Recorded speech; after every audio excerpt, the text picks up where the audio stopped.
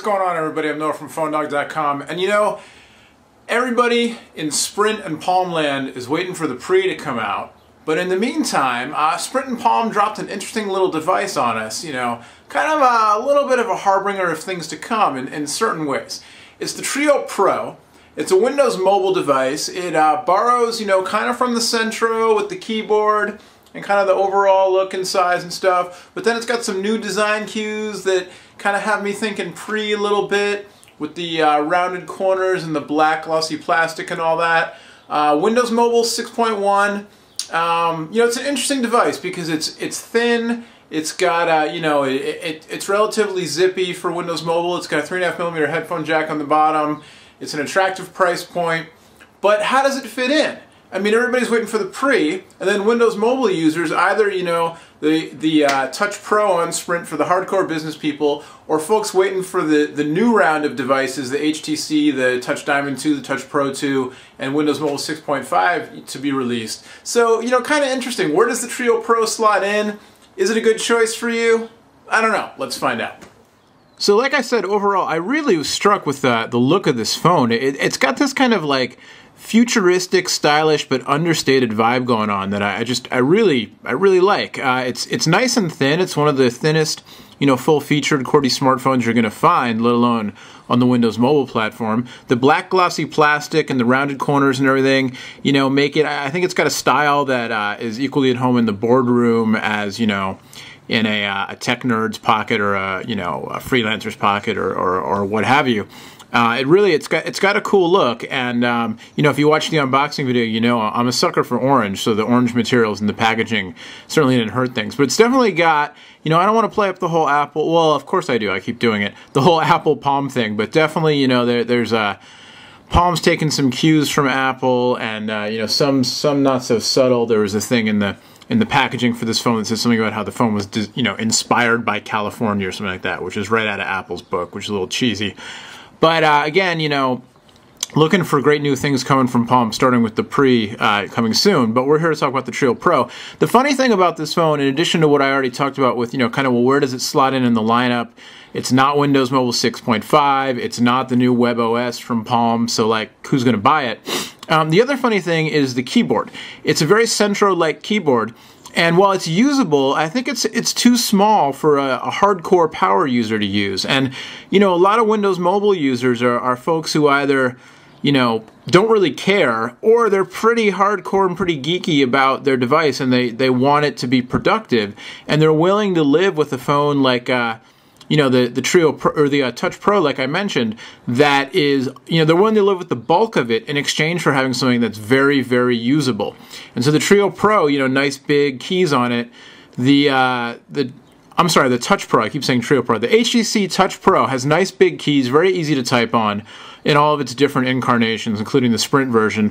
Whereas with the Treo Pro here and the Centro before it, you know, it's usable, and the keys have enough of a round to them and enough of a grip, you know, a little separation in between, that definitely you can get used to it, but just not as comfortable, not as easy to use as, you know, a device like the HTCs or some of the other devices, even the new Samsungs, the Epics, or the Saga for Verizon, that have just larger keys that are a little bit easier to type on. Maybe the Samsung's not the best example. BlackBerries as well, you know, a little bit bulkier of a form factor, but you get those bigger buttons, and that's what people want. Similar with the screen on the Treo Pro, you know, not the biggest, not the highest res, not widescreen, and not really all that finger friendly. You're going to want to use the stylus with the Treo Pro's screen for the most part. And so, you know, you're kind of, it's just kind of a funny mix, because with the Centro, it sort of made more sense because the Palm OS is a little bit more stripped down, and you know, a little bit kind of less for the power user, more for just kind of managing email, contacts, calendar, web browsing, that kind of stuff.